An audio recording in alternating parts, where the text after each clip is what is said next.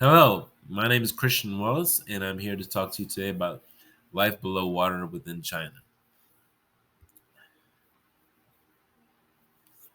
So, life below water and the importance of protecting marine life.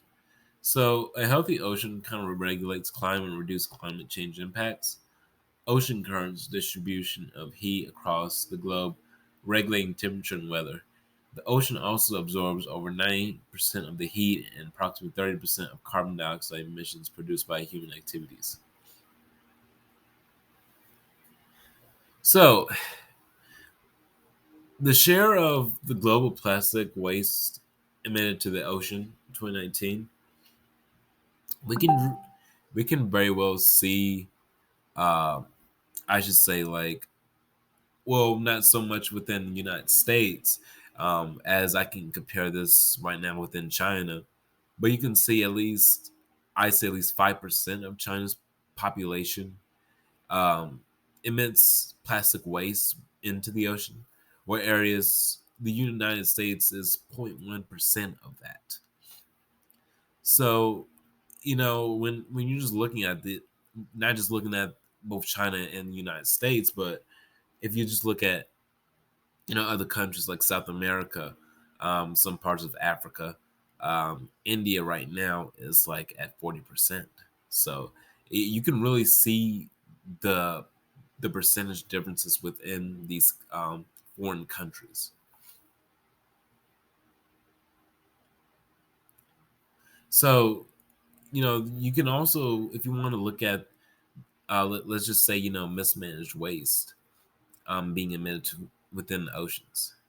Right? You can see how the probability scales are. China right now is sitting at 0.19%. That's what that's what we're looking at right now currently. Whereas you got other countries like Nigeria at 42.42%, and you have the Philippines, which is the highest right now, 7.17%.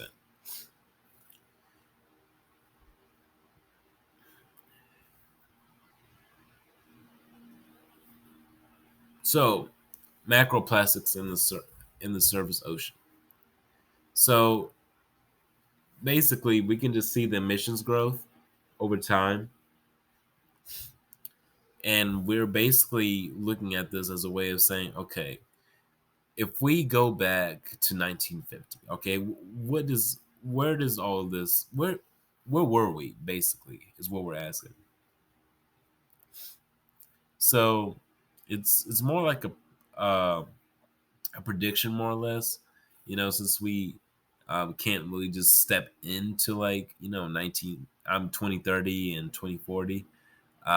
We can just kind of like, um, not so much foreshadow, but prediction of whether what's going to happen. And we can look by this chart and say, like, okay, this is going all the way up to 2050. So emissions growth and where it all goes from there, all of it's highlighted for you.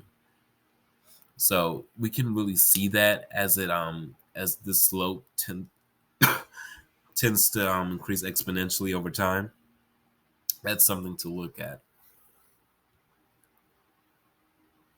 So, where does plastic accumulate in the ocean? So,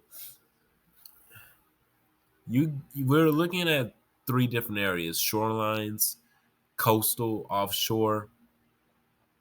These bar graphs can really tell you just a lot just by looking at them. Accumulated plastic, um, you know, older microplastics, have longer accumulation. Most macroplastic in the coastal environment is, less than 5 years old. All of it's here listed. And, I frankly, for one, want to see the offshore, just basically because that's mainly where human activity is the most, regarding, uh, beaches, gatherings, stuff like that. You know, you're right near water. You bring, plastic bottles, forks, and stuff, stuff you would typically bring to a beach, and it would wind up in, like, the ocean.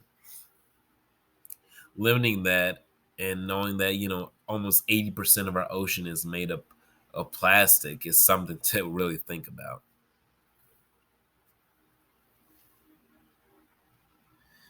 So, ways IoT can reduce pollution: water quality monitoring, cleansing water contamination, improved wastewater treatment, and ocean cleanup. Just to clarify, you know, ocean cleanup and how that kind of how it works is basically, circulating currents in the garbage patch, like move the plastic around, creating natural ever shifting hotspots of higher concentration.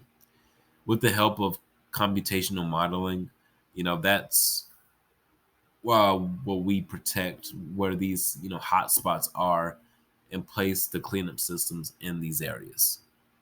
So, in a nutshell, that's kind of basically how it works, per se, almost like a rotational type of thing. Okay, that's all I have. Thank you. Have a great rest of your day.